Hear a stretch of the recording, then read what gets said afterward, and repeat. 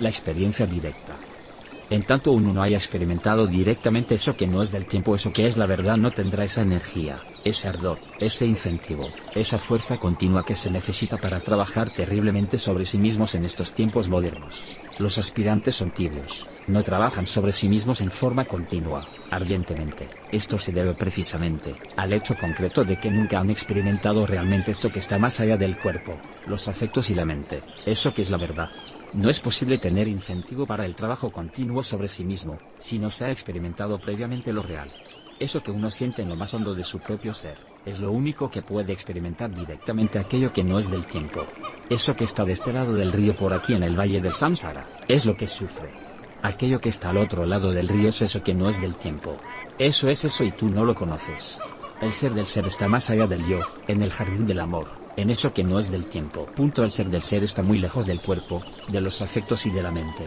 Nosotros, los hermanos de servicio, sufrimos mucho por estos pobres humanoides que viven en este valle de amarguras. Queremos llevárnoslos al otro lado del río.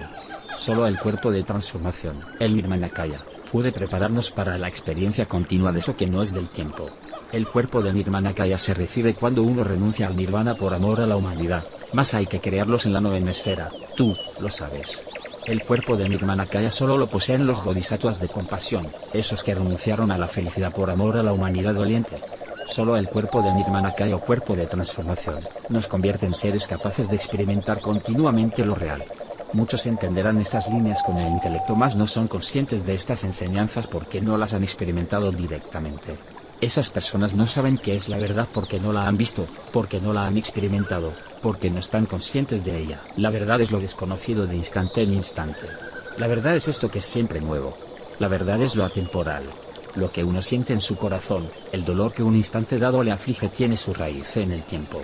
Al otro lado del río está siempre aquello que nada tiene que ver con el tiempo. La plenitud real, la auténtica felicidad se encuentra al otro lado del río. Las familias surgen en el tiempo. Se pierden en el tiempo, son siempre subjetivas, inconscientes y sufren mucho. Los grupos humanos aparecen y desaparecen en el tiempo, son muertos que viven. Esas sombras del pasado son fantasmas, que lloran y que a través del callejón del presente se proyectan hacia el futuro. Sombras del ayer proyectándose en el futuro a través del callejón del presente. Entre esas sombras del tiempo existen muchos conflictos. Conflictos subjetivos de los grupos que lloran, tú lo sabes. Pobres seres inconscientes que aparecen y desaparecen como fantasmas en el tiempo. Lo que está atrás de nosotros mismos en lo interior de lo interior, ese ser. Solo el ser del ser puede experimentar directamente la verdad. El mí mismo está de este lado del río. El ser está del otro lado del río. El mí mismo, es lo que nada vale, lo perecedero. El ser es lo imperecedero, eso que es siempre nuevo. El mí mismo es lo complicado, inconsciente y doloroso. El ser es lo simple, feliz y consciente. El mí mismo es un nudo que hay que desatar. El ser es plenitud perfecta. Las diversas circunstancias dolorosas de la vida, nunca podrían existir más allá del tiempo. Sentir uno lo que uno debe sentir, lo que nadie entiende, lo que ignora el que siente, lo que no vale la pena sentir, es en realidad estar despierto. Tras el sentimiento que uno considera tan real, existe otro sentimiento que la gente no entiende. Más allá de la luz existe la luz de la luz. Más allá de la inteligencia, existe la inteligencia de la inteligencia. Más allá del fuego existe el fuego del fuego. Solo el grado más alto de la intuición Prajnaparamita puede experimentar directamente esto que se llama sunyata. Todo bodhisattva poseedor del glorioso cuerpo de Nirmanakaya ha experimentado alguna vez en forma directa el vacío iluminador, el sunyata. ¿Qué hay más allá del vacío iluminador? Mucho más allá del vacío iluminador y de la maquinaria de la relatividad, existe la talidad, esto es la totalidad. El vacío iluminador es el vestíbulo de la talidad. Quien experimenta el vacío iluminador, si no regresa aterrorizado entra en la talidad.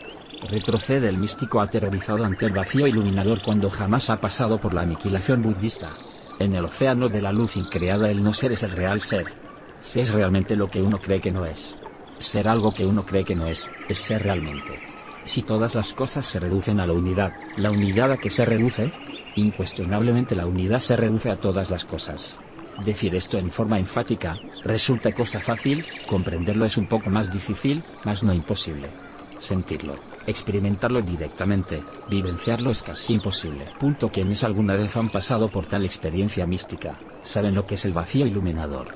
Solo esos, los pocos, conocen directamente eso que está más allá del cuerpo, los afectos y la mente, eso que es la verdad. Afirmar intelectualmente que somos el árbol, el pájaro que vuela, el pez, el sol, los soles, resulta muy fácil.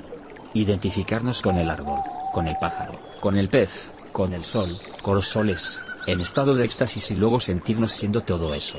Resulta muy sencillo y al alcance de cualquier místico iluminado, es sencillísimo. Ser realmente el árbol, el pájaro, el pez, el sol, los soles, resulta casi imposible. Es suñata la experiencia del vacío iluminador. Para comprensión de nuestros lectores diremos que una cosa es identificarse con el árbol y otra muy distinta ser el árbol.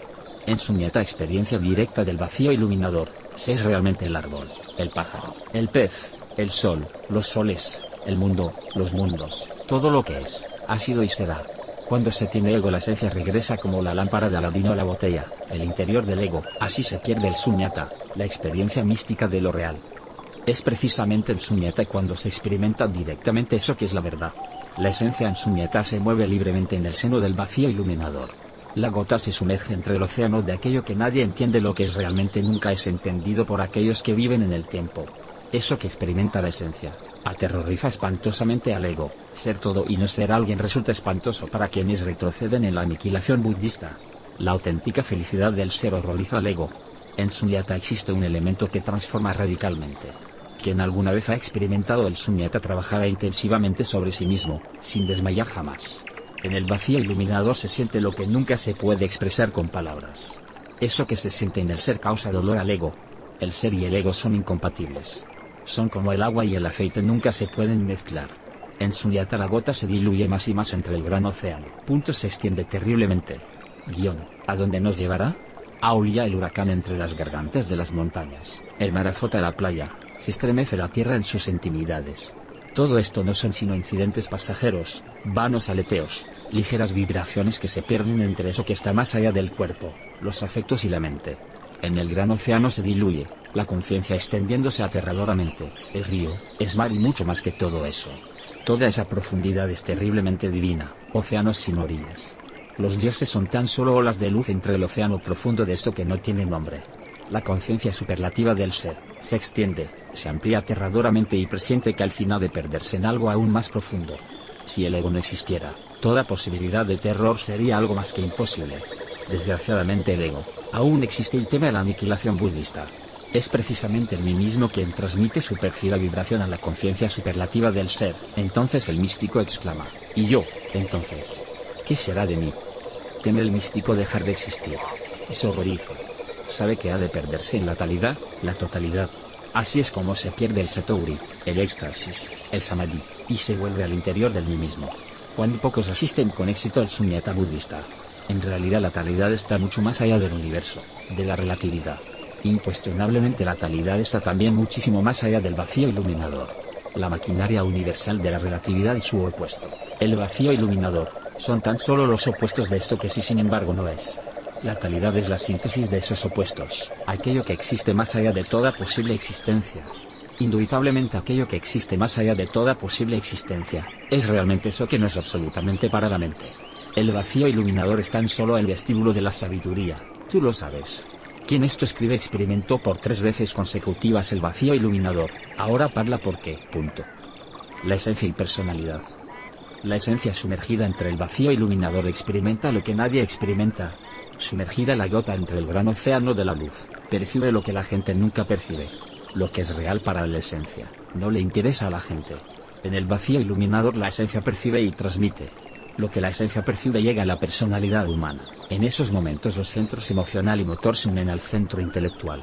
Las experiencias místicas de la esencia, durante el éxtasis, al ser recibidas por el centro intelectual, informan también a los centros emocional y motor. Esto se debe a la integración de los 3 centros durante el éxtasis profundo. Gracias a todos estos procesos psíquicos, cuando el éxtasis concluye y la esencia regresa al interior del cuerpo, no se pierden los recuerdos de esto que experimentamos en ausencia del mí mismo. En realidad lo que la esencia experimenta en ausencia del mí mismo es la felicidad de aquello que no es y sin embargo es.